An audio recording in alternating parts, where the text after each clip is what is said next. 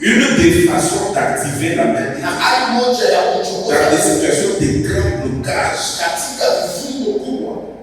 c'est quand on lui fait un vœu dans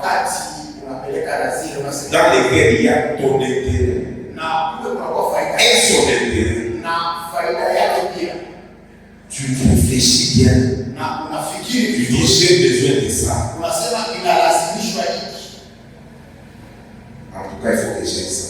J'ai beaucoup souffert par rapport à ça. Que Dieu me donne ça. J'ai prié, je n'ai pas fait. Tu peux montrer un régime. Le régime des vœux. Tu calibres bien les choses. Pour insister sur ta requête.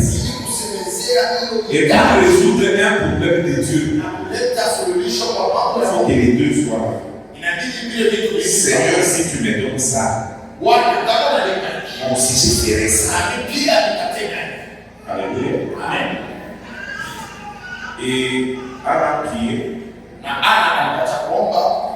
Dieu avait besoin vraiment de libérer son peuple. Son peuple était souvent dominé par ses ennemis. Sur le territoire même d'Israël. Et Dieu se servait des juges, des hommes qui suscitaient, à qui donnaient une force, une onction, et qui de temps en temps soulageaient le peuple d'Israël. Et Dieu avait besoin d'une personne qui pouvait vraiment garder sa présence et conduire son peuple. Parce qu'il y avait déjà une sacrificature qui était corrompue. C'était le besoin de Dieu. Alors Anna dit, moi je suis stérile. J'ai besoin d'enfants. Je dois avoir un enfant. Bien aimé, il y a des choses dans la vie, il faut les avoir. Tu dois avoir ça. Tu as besoin d'une promotion, tu as longtemps travaillé. Tu as promis celui-ci, tu as promis celui-là. Je connais quelqu'un, un homme de Dieu, un pasteur. Il est directeur dans le travail. Il a fait des années. Même les gens qui l'ont formé, il est ses chefs. Alors il a vraiment prié le Seigneur. Et là, j'étais encore pour bâtir le temple de Dieu.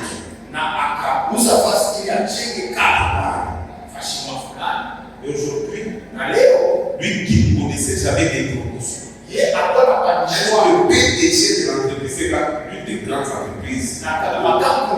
Et c'est encouragé. Passe par leur bureau. Ils étaient amis. Vous savez que vous pouvez être ami avec quelqu'un quand tu restes à un niveau, lui il va très loin. Mais le PDG passe, il regarde à travers une porte, il voit, il y a des bureaux pour tout. C'est-à-dire dans les mêmes bureaux, vous êtes même à 10.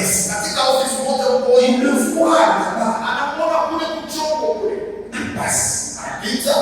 Un autre jour, le même PDG passe. Il ne savait pas.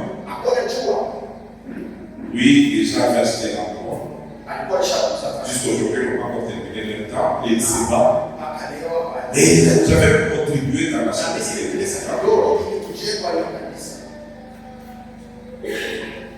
Il a vu seulement un jour le PDG quitter son bureau et venir s'asseoir avec eux dans les bureaux. C'est pas grave que nous soyons. On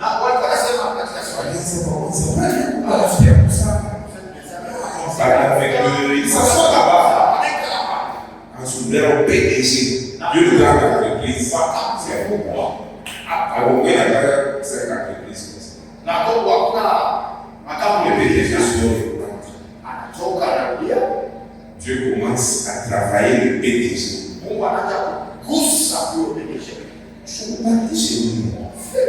PDG dit pas qu'à vous les montez pas qu'à il est dans la celui-là doit devenir directeur. Celui-là doit être il est quoi dans la maman.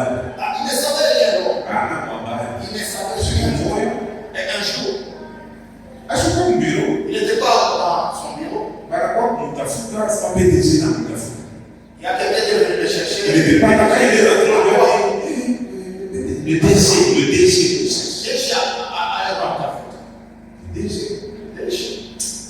Mtu tunasema allez bien fin des fins, il a tout fait, il a vu le DG. Il lui a dit ne dis à personne. La direction qui est restée vide là, c'est pas de vérité. Il est rentré. Que je vous rappelle, le DG a signé. C'était un scandale dans les métiers. Dieu fera pour toi si tu es fidèle des choses auxquelles tu t'attaches.